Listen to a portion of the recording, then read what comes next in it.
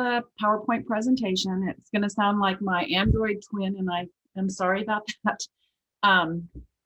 But we'll get through the this PowerPoint, and you guys can, record your questions, and we'll have time to discuss this when we're through with the PowerPoint. Does that sound good to everybody? So I'm just going to get started with this PowerPoint presentation. And again, we'll hold all of our questions, write them down as you go, and we'll talk about it at the end. Hello, everyone, and welcome to Colorado PTA's Treasurer Training Workshop.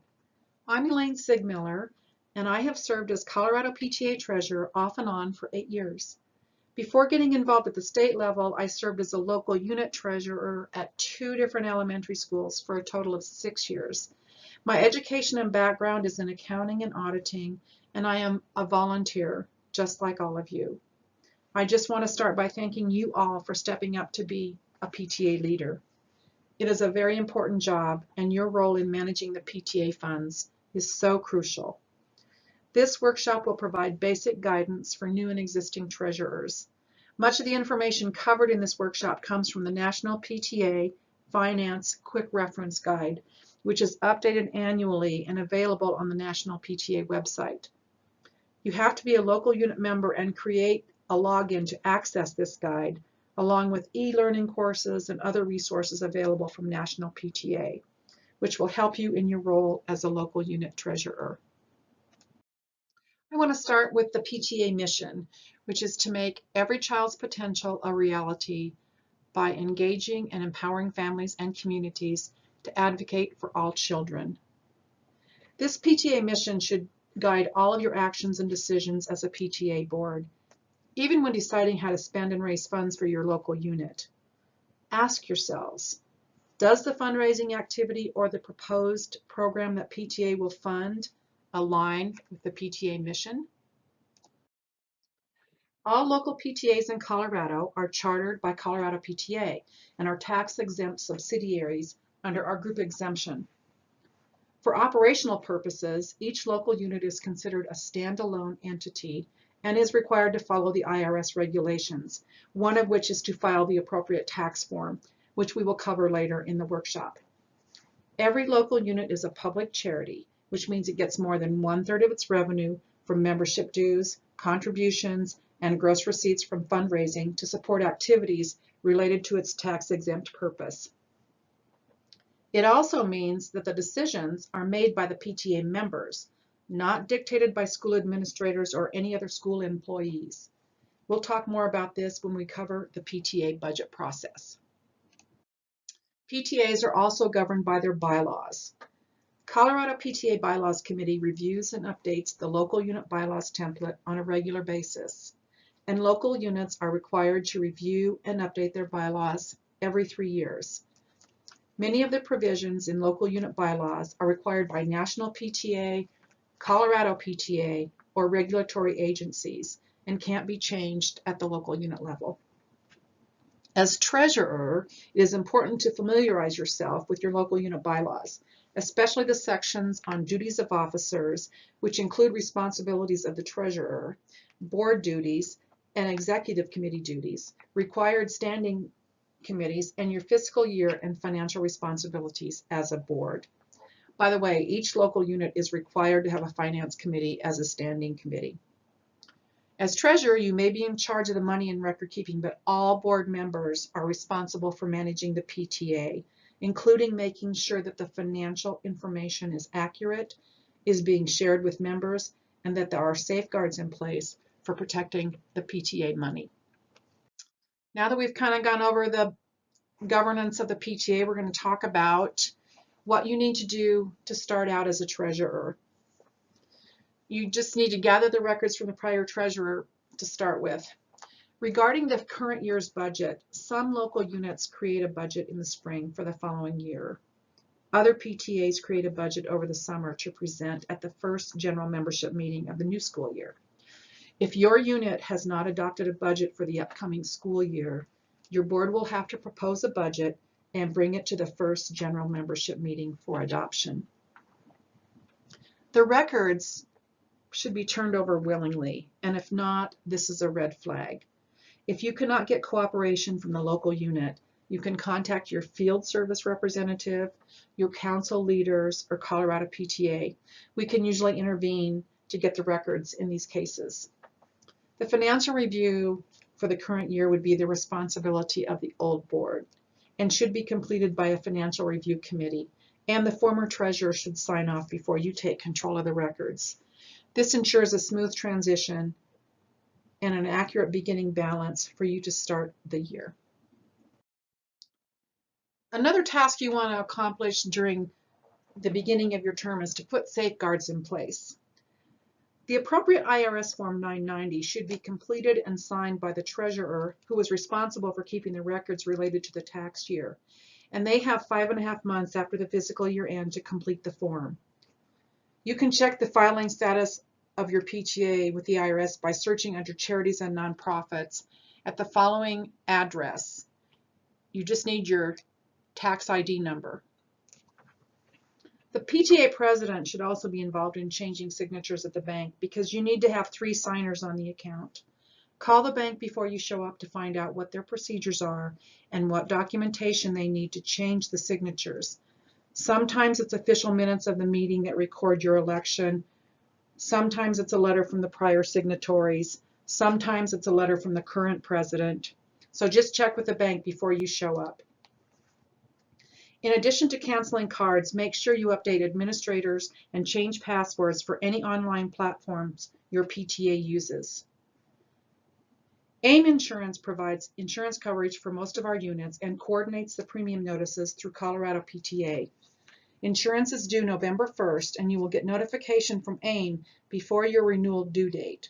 Insurance is a requirement for a unit in good standing. The other thing you want to do the first 30 days is recruit help. Start looking for someone with accounting and money management skills that can serve on your finance committee. Find reliable volunteers who can help with tasks like cash count verifications, accounting schedules, and bank reconciliations. Also, it is not too early to keep your eyes open for someone that you can pass the baton to when your term is up. Transition will be so much smoother if you have someone lined up who has been involved and is somewhat familiar with the job before they step in. Monthly bank reconciliations should be reviewed by someone who is a non-signer on the account. So this is someone that can serve on your finance committee. So these are going to be your responsibilities throughout the year as a PTA treasurer. This is an overview of what you have signed on for. Congratulations. We are going to cover these topics now in more detail. We'll start with the annual budget. Local unit bylaws require an annual budget that is adopted by the members. The treasurer is to disperse funds only in accordance with the budget or approved by the members as reflected in meeting minutes. So you should have a budget in place before you start spending money. If you are starting the year with no budget in place, that will be one of your first tasks. A budget is just a plan, and it can be amended by members at a general meeting or a special meeting called for that purpose. If your budget is amended, make sure you review the minutes of this meeting to ensure that the secretary has properly recorded any amendments or additional spending outside the budget. So if you don't have a budget in place yet, we're going to have to develop a budget. And the best place to start is with the prior year's actual expenses. Last year was unique in that some local units had to function remotely. So you may have to go back to a more typical year to evaluate revenue and expense items to develop a budget for the upcoming year. Get input from PTA committee chairs, principals, and teachers for their ideas on how the PTA can best support their community. School personnel can request funding, but it is ultimately PTA members who decide what programs and projects they want to support and the fundraising goals. Always start with the expense side of the budget. Decide what events and school programs you want to support, and then decide how you will raise the money to pay for them. When raising funds, consider how this will support the PTA mission to make every child's potential a reality. Children should never be exploited or used as fundraisers, and you should always keep in mind the 3-to-1 rule when fundraising. For every fundraising activity, there should be at least 3 non-fundraising projects aimed at helping your students or PTA community. Because the current school community is supporting the funding, they should get the benefit of their efforts. However, it is acceptable to set aside some funds raised for the next school year's startup costs, or to set aside funds designated for a specific purpose that may take more than 1 year to collect. So here are just a couple more budgeting tips. Big expenses have to wait for the money to come in. If your fundraising events bring in less than expected, you may have to adjust your expenses accordingly. Local units are acting as agents for Colorado National PTA when they collect member dues and pass the state and national portion on to Colorado PTA. So they are not income to your unit. These funds should be kept separate and should show as payable to Colorado PTA in your books and records until you pay them. State and national dues are not funds the local unit can use, so should not show as revenue in your financial statements. School administrators can request funds for programs but have no say in how PTA funds are spent. The PTA should not be expected to make up for school budget shortages. This is a template for a budget that the Finance Committee might propose to the board and members. The left-hand column shows what was spent in the prior year, which is helpful information as a comparison and a rationale for the proposed revenue and expenses for the coming year. Changes in fundraising events and programs should be explained. Maybe a specific fundraiser conducted in the past wasn't worth the effort, or people have new ideas, or maybe the PTA has decided to invest resources in a new or different program based on input from the community. These proposed changes should be explained when presenting the budget to the members. Expenses should not exceed revenue. You are allowed to carry over funds to start the year, but they should not be excessive. All local units are required to have insurance, and there are 3 important components of an insurance policy: a fidelity bond, which covers fraud; liability insurance, which covers hazards or accidents at a PTA event; and directors and officers liability insurance, which protects against claims of wrongful act against directors and officers, including discrimination, breach of contract, and mismanagement of funds. All of these components are available in the AIM insurance policy that Colorado PTA offers our local units, and the premium is very reasonable. The AIM website has an insurance guide that you can download. It has a wealth of information about your policy and coverage, sample waiver forms, and a playlist of which school events and activities are covered, which are high risk, which means proceed with caution, and which are excluded from the policy. It also includes lots of information on internal controls and safeguards to prevent fraud in your unit. Babysitting at PTA meetings is an example of a high-risk event, which means you have to take extra precautions. AIM rules require 2 volunteers over the age of 18 at all times for extra assistance in the case of an emergency and to protect against any claims of mistreatment or abuse. Paid babysitters are not a covered item, and a gift card of any kind would be considered payment. Next, we're going to talk about some best practices for managing money. If there are no written procedures for your job, please consider writing some. This will help provide guidance and ensure consistency from one treasurer to the next. Some of these segregation of duties may be harder in a smaller unit. So your best alternative is written documentation of everything you do. Keep copies of everything and be willing to share them with anyone who has questions. A voucher system is especially important as more local units move to debit cards for paying expenses. A voucher works like a dual signature on a check. Copies of debit card receipts should be attached to the vouchers. If you, as treasurer, are getting reimbursed for an expense, the check or the voucher should be signed by the other 2 signers.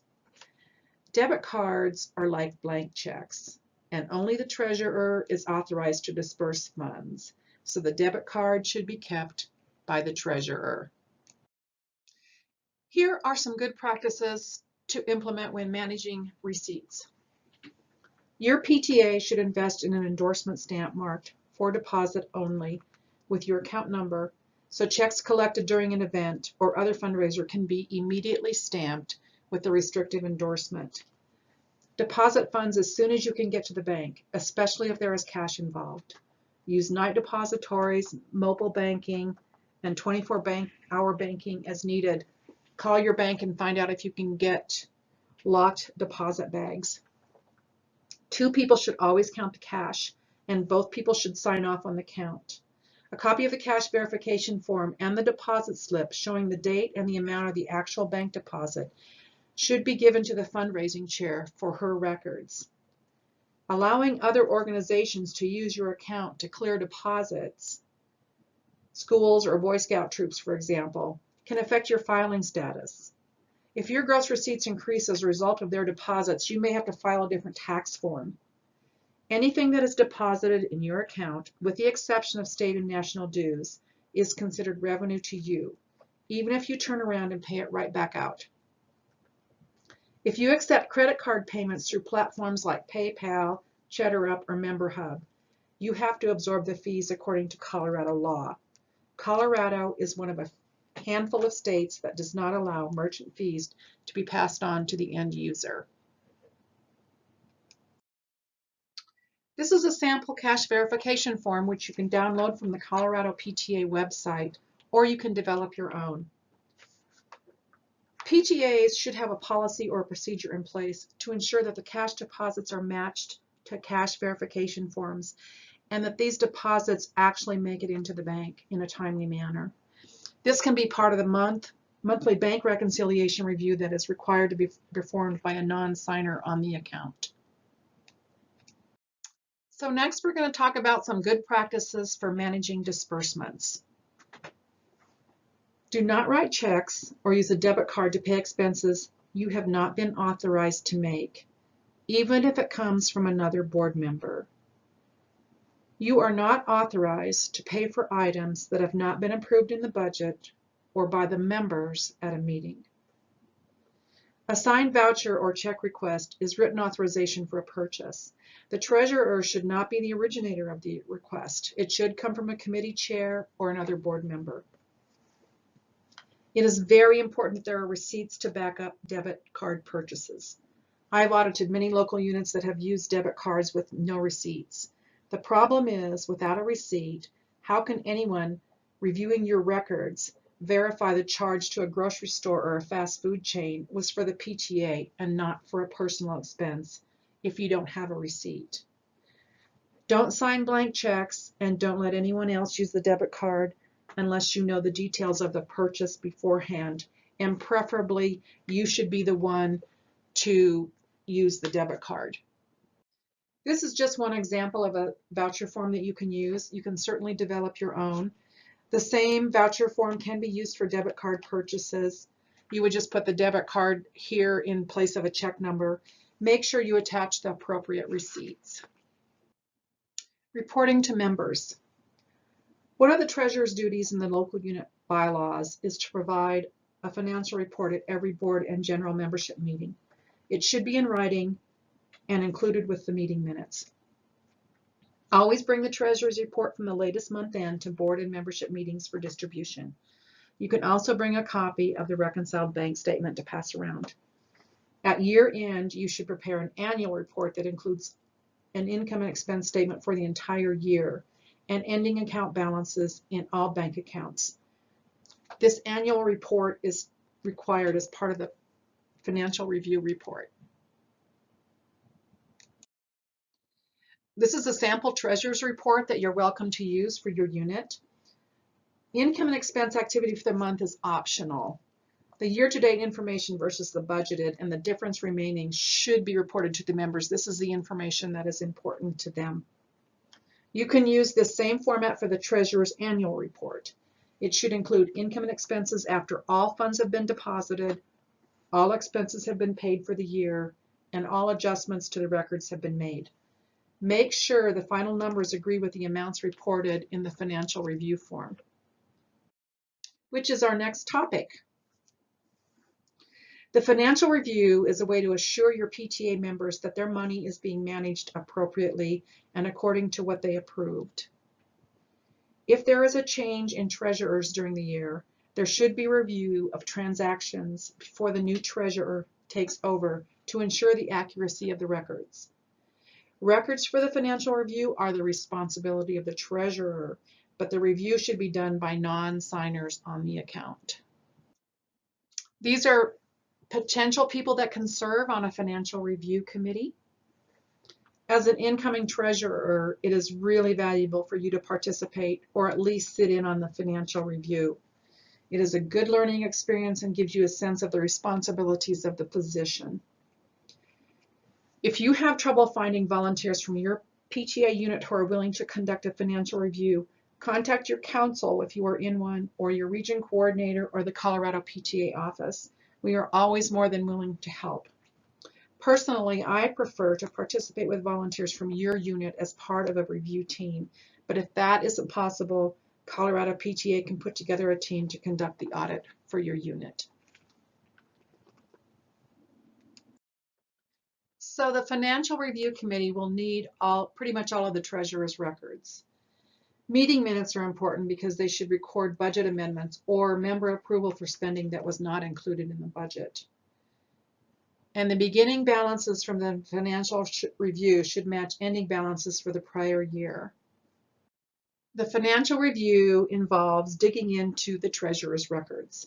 The Financial Review Committee will test transactions to verify the records are in compliance with governing documents, that the records are complete and accurate, and that there are safeguards in place to protect the PTA funds. They will review bank statement activity to make sure that all activity is included in the financial records and there is no suspicious activity like cash withdrawals or unauthorized purchases. They will trace revenue and expenses from the treasurer's reports back to bank statements, deposit slips, and receipt records like cash verification forms, vendor sales records, check copies, and other records like that. They will also trace expenses from the treasurer's report back to bank statements, check vouchers or check requests, and the actual purchase receipts. The committee can review a sample of the transactions based on criteria like the size of the transaction and the category. If the representative sample of transactions is accurate, they can conclude that the records are correct. If there are mistakes, more transactions should be reviewed. If there are significant discrepancies, all transactions should be reviewed. There are fillable financial review forms and instructions available on the Colorado PTA website at copta.org. If the records are in good order, this process should only take about an hour or two. So after the Financial Review Committee has completed their review of the records, the final steps are to finalize the report. If the Financial Review Committee finds errors, the treasurer should be given a chance to correct the records to the committee's satisfaction before signing off on the financial review report.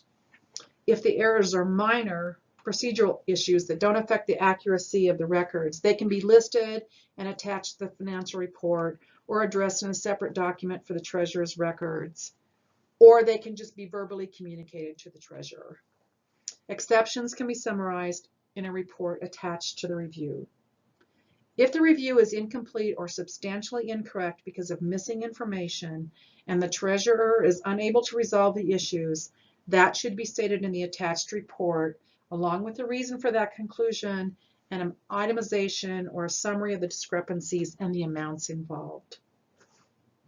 The treasurer's annual report should be attached to the financial review report and kept as a permanent record in the PTA records. Copies of the financial review report with the attached treasurer's annual report should also be sent to the Colorado PTA. We have now successfully completed the financial review, and we're still not done. We have to file the appropriate tax form with the Internal Revenue Service, and we have to file the annual Colorado Charitable Solicitations Act report with the Colorado Secretary of State.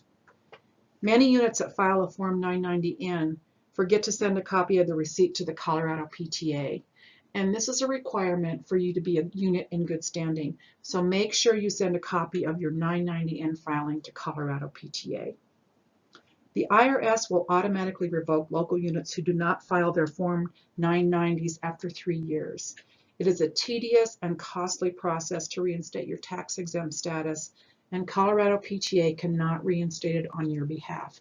So make sure you stay current with your tax return filings. The tax form you file depends on your gross receipts. Gross receipts means deposits into your bank account, with the exception of state and national dues. For example, if you sell cookie dough, gross receipts means the total you collected and deposited into your bank account before you paid the cookie dough company. The receipts test is a 3-year average, and there are special rules for new units.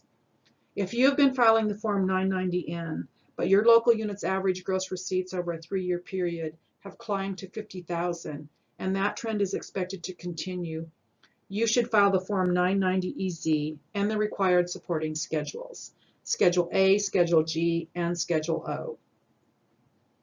Likewise, if your average gross receipts have dropped below $50,000 over 3 years, and you expect this trend to continue, you can switch to the Form 990N.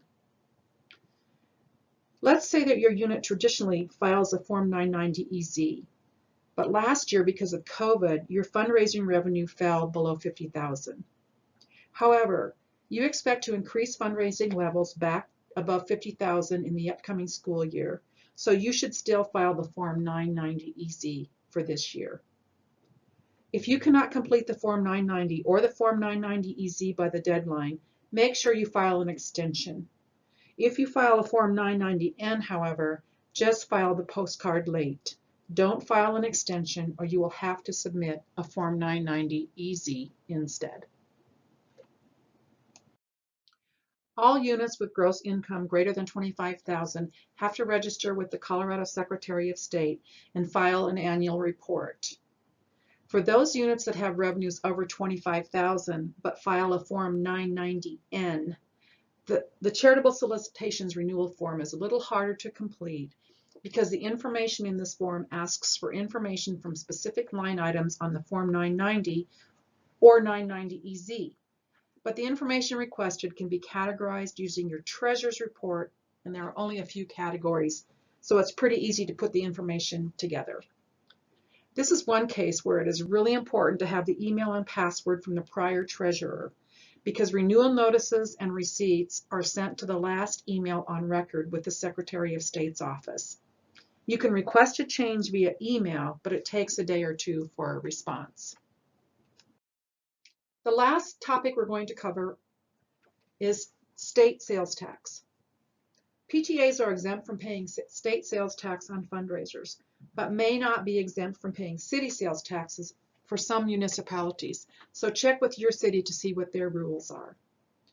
PTAs are also exempt from paying state sales tax when purchasing items in the conduct of their regular charitable functions and activities. Purchases must be made directly from the organization's funds, and any purchase over $250 must be made with a check or credit card issued in the organization's name. Purchases not made with the funds of a charitable organization do not qualify for exemption, regardless of whether the charitable organization subsequently reimburses the purchaser. This is one case in which a debit card may benefit a PTA who regularly does business with a particular retail because they can set up that tax exemption. These are 2 websites you can visit to get more information on the sales tax exemption. So you're going to probably come up with a lot of other specific questions while you're a treasurer, and these are some additional resources you can tap into. In addition to the quick reference guides, National PTA publishes papers on specific topics. You can also Google PTA almost any topic, and there are many other state PTAs bigger than Colorado who have resources they are willing to share. Also, ask to join the PTA Local Leaders Group on Facebook, where you can connect with other local leaders across the country. You can post questions, get answers, and share information.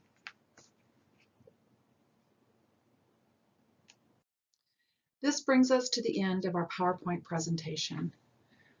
Thank you for all that you do to ensure every child's potential is a reality, and I wish all of you success in your role as a PTA leader. Okay, so that concludes the Android portion of the PowerPoint presentation of our training today. And so we're opening for questions or discussions. If anybody has anything specific. Elaine, do you want to stop sharing your screen so we can see everyone? Sure. Great.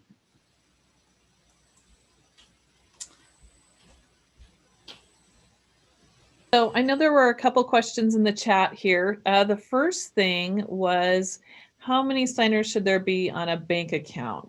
I don't know if that was already covered, but maybe if you could just answer that again. At least 3, and not from the same household, because as treasurer, sometimes you're going to have to be reimbursed, and it always looks better if the other 2 people that have to reimburse you, you have 2 signers that can reimburse you. And the other thing is, there are times when, believe it or not, you won't be available 24/7, and something has to be done. And so it's really ideal to have at least 3 signers. So just to clarify, this is Sarah Abby. That means each check should have 2 signatures, but in order to facilitate having each check have 2 signatures, there should be at least 3 signers. Is that okay? Yes, that's correct. Exactly. Great. And are those 3 signers supposed to be from the board or just from the financial? So you can have, the secretary shouldn't be a signer typically. So at least one person on your board probably shouldn't, but usually president, vice president, and treasurer are what I typically see. At Colorado PTA, we have vice presidents, and actually, this year was kind of a real challenge just because of logistics. We have people from all over this, different parts of the state serving on the board, and our bylaws require us to have the president, vice president, and then one other person. We make sure that other person lives close to me because, that again, it was just a real challenge this year, more than most years, to have that second signature. And by the way, the one thing though, that second signature is kind of an internal control. So, it's not something that we make you, pay extra bank fees or something to have the bank monitor or anything like that. But, when our checks are printed, we actually have 2 lines for signers. But again, it's an internal control. We kind of watch that when we get, like membership checks from local units. We make sure that there are 2 signatures on there. But it's not something the bank is supposed to monitor, by the way. So. I have a quick question about, this is Allison Freeman. I have a quick question about debit card usage. That was something that I tried to initiate this past year just because I thought it would make it easier for all the reasons you just stated in terms of being able to get everyone all together to sign checks. And so you're saying that if we do use the debit card for expenses, then we just use the voucher system to keep records of that. Right, and also to basically have a second signature, and that's really more, that really a lot of this stuff, by the way, is for the treasurer's protection. So as long as you can use a debit card, but you've got a voucher that the president or whoever else, maybe the board, committee chair is also approving that expense. Well, I actually don't. I take that back. It should be the other signer. One of the other signers on the account should sign that voucher just like they would a check. So just to review, because I'm the president now, I was the treasurer last year. And my current treasurer is telling me that we can't use the debit card to pay for things because it doesn't allow for the double signature. But as long as we use the voucher system and this a second signature from another signer on the account signs that voucher, then we can use the debit card to pay for it. It's all about, it's really all about good controls. And there are just so many things nowadays that PTAs almost need some kind of a debit or credit card to operate, just because there are a lot of people that take online payments. And so absolutely, I can send you some information on good controls, but it's all about good controls. And one of the good controls is, use a debit card like you would a blank check. Have 2 people two people sign if at all possible. Try to get the information ahead of time so that the approval or at least have an idea and have documentation of that. And that, and documentation these days can be texts, Right. or emails. Or So, emails, yeah. And yeah. that's what I've been trying to tell him. Yeah. That's what I've been trying to tell him is that we Yeah. can do this all electronically. We don't have to be visiting each other's houses and Right. handing Right. over pieces of And paper. the thing is, you can send back and forth emails, and what we do lots of times at Colorado PTA is, I send out stuff. We use debit and credit cards just like everybody else. We have the same control, we have the same controls in place that are the same requirements that you all do. I mean, I send emails. I'm sending these, payments in or ahead of time. So and then when we catch up with each other, they've got a stack of those vouchers that they have to sign, but it's not the first time they're being made aware of those expenses. Got it. Okay. Thank you so much. Great. So I think we can move on to the next question. So I do see the question asking about a copy of this PowerPoint. We will make sure and get that out to all of you. We can email that to you if you'd like. So if you would either like to email Elaine at treasurer@copta.org, or I will also put my email address in this chat, and we will, if you want to send your email, email us, sorry, email us and we will send you the PowerPoint. So, and then the next question is, are all these forms available on the Colorado PTA website? Elaine? Well, we recently redid our website, and if they were on there before, I believe they're still on there. And I think they are. If you just go into the, honestly, we just launched this website about a couple months, not even a couple months ago. And I've been able to go on there and find the forms that were there before. So if they are not, again, you can email me or you can email Michelle, because guess who's going to be the treasurer after me? See, I've been looking for someone that, just like I said in my PowerPoint, I've been looking for someone to take over for me, and Michelle's going to be that person. So, yeah, so just email one of us and we'll make sure you get the forms. And if not, we need to know what, if they're not on our website, they need to be. So if you have an issue, we would just like to know that so we can get those forms posted on our website. Yeah. I just put my email on the chat. Next question is, any advice on apps for accepting payments like PayPal, Venmo, etc.? Parents bring it up every year with our PTA, but we have never gotten it going. Elaine, do you want to address that? Well, I can address that, but here's me, the old dinosaur. I don't personally have any of those things. And I know that it's come up, and I know that the PTA organization as a whole, just because, it's kind of a new way of, exchanging money. And so, I'm actually going to let some of you people maybe talk, or some of you people that are kind of using it, and maybe Michelle knows more about this. But again, the bottom line is there a trail? If there's a trail, then, there's ways to, make sure that you have good controls in place to, document, is it like deposits and stuff or payments out? That's all I'm going to say. I mean, we're going that way, and whether or not it's sanctioned or not, we need to think about this. But like I said, if I were a PTA local unit, and this was an issue that kept coming up, I would make sure that there was a really good way to have, again, documentation of these kind of transactions. But this is an area that I have no expertise on. So if Michelle or Christina, I saw on the call, knows a little bit more about how that works, you can jump in. But National PTA has kind of, I think at this point, not really ready to endorse those kind of platforms. I can actually respond to that a little bit. I'm not an authority, certainly, but we, over this past year, everybody did have to move all of their stuff online, right? And had to do it pretty quickly. And so we were able to set up a PayPal account very easily, and it just goes directly, the money just goes directly to our bank account. And it's very easy. It's really our preferred method of payment now, rather than collecting paper checks.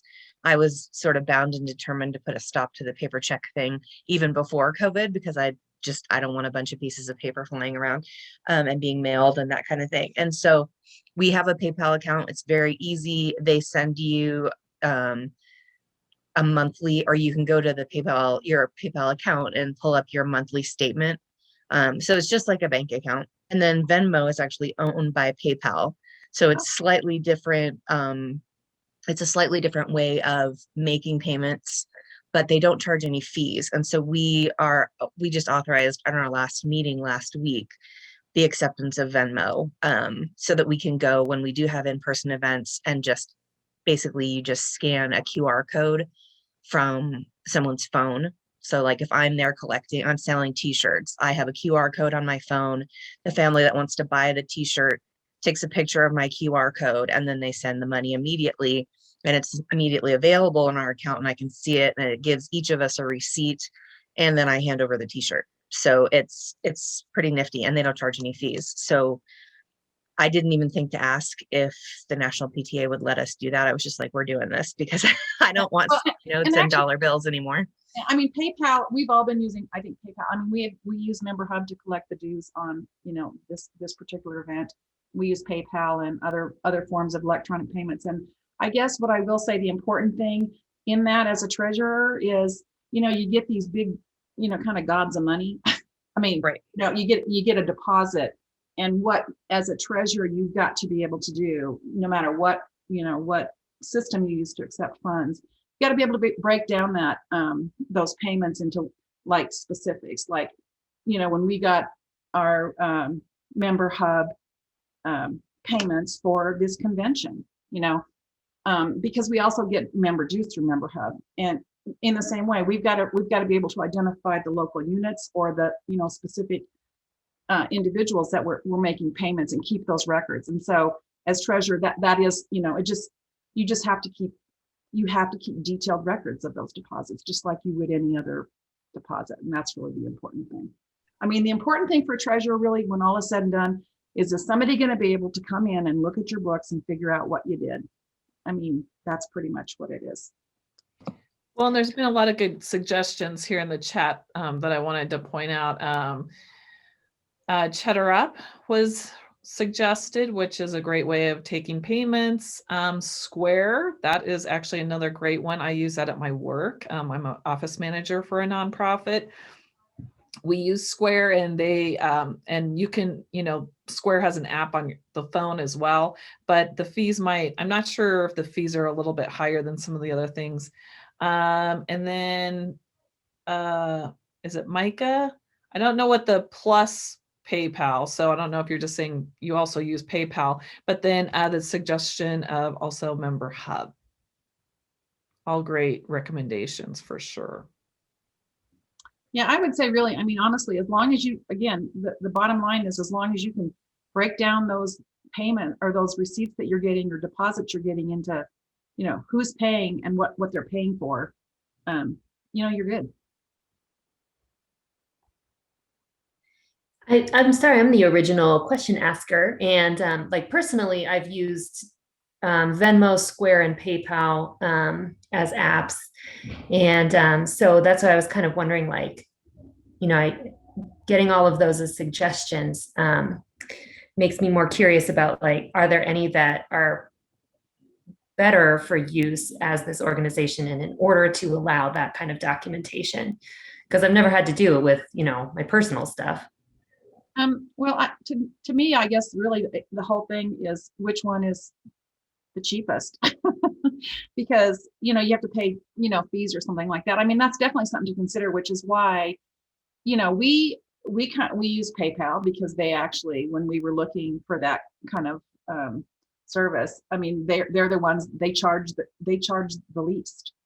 And, again, Colorado has this really weird law where you're not supposed, I mean, as the merchant, and when you're selling stuff to people, you are the merchant, right? You're not supposed to pass on those fees. You're supposed to absorb them. So the reason that we use PayPal at Colorado PTA when we can is that we're absorbing those fees, so that's a cost to your PTA. So, but I think Square is pretty reasonable, and there's other platforms. And I mean, the other thing is it just, it has to kind of work for your PTAs no matter what. I mean, we've used Member Hub for this convention, and they charge a little bit more on the one hand, but on the other hand, they have, it's bigger than just a pay platform, right? We're able to communicate with our units, and they're able to upload their dues. And so, I mean, those are kind of the considerations you need to make, I think, when you're choosing what kind of platforms you want to use. It really is, what's the impact? What's it going to cost your PTA to use those? Yeah, I would say too, what is the most user friendly to you as a treasurer in order to, be able to track where those payments are coming from and what they're for is also a consideration. So, whatever you feel comfortable with, and, but I totally get the more, avenues of payment are also great ways, great things to give people options. I hope that kind of answers your question. So our next question is, in the PowerPoint, there was mention a few times of school staff can have input, but not final say on what funds will be spent on. How does this affect when the principal is a PTA member and the school rep who commonly discusses where funds needed, request for funds, etc.? While it is good relations between PTA and school, the title of principal carries heavy weight on their input from school. So actually, and please, if there's people on this call that want to chime in about this, there's actually a publication about the PTA and the principal about kind of where those lines are drawn.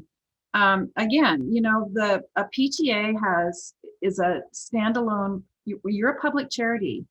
And by all means, you're there to support that community. But the president should be a non-voting member. The principal should be a non-voting member of your organization.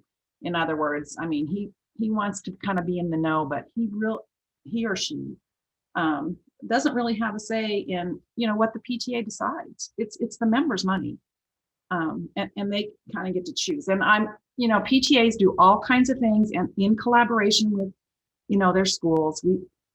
We're not trying to dissuade that kind of thing, but again, the principal is a voice, and if everybody on the PTA, if he's got suggestions and everybody wants to support that effort, and you all vote on it, then by all means, we're not, you can do that. But for them to come and say, that money is ours, then, when you have stuff left over in the end of the year, give it to us. No, you guys are two separate, you're a separate organization from the school. So. Follow up to that, is there anything in bylaws, be it national or state, that state clearly that a principal should be a non-voting member, or is that just a suggestion? I'm gonna have to review our local unit bylaws again, because I kind of thought that there was something in the template about that, that, the principal is a non-voting member of the PTA, and kind of like we talked about in bylaws. So basically the way the bylaws, national, we get national, bylaws come down from national that have to be included in our state bylaws. And we have things in our state bylaws that we want all local units to kind of, conform to. And so those things are updated, and if they're in the template and they can't be changed, then that's where that would be. I think it would talk about it in, officers, because usually, I don't know if things have changed over the years, because it's been a long time since I've been in a local unit, but the principal was a, kind of a named officer, but not a voting officer, just kind of an honorary, officer. So I can check that. And the other thing, that's kind of interesting, actually, that a really good place to go if you guys are in, kind of a big district, you can actually, you can go to the internal audit department of the district, because they have, a lot of those I know in Jeffco, that's the schools that, those are the schools my kids went to. The internal audit of Jeffco school district has some pretty strict rules about those kind of relationships between principals and PTAs. So that's another thing that you might do if you're having issues with your principal, or if they kind of have a misunderstanding about this relationship. Thank you.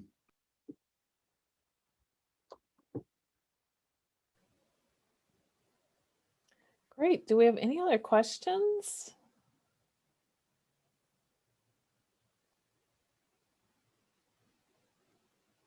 Well, I have one thing. So actually, you guys, I'm just really excited that Michelle is going to be, taking over as the PTA treasurer. So between the two of us, we're just gonna be there for all of you. But I wanted to show you one more thing since we have a little time.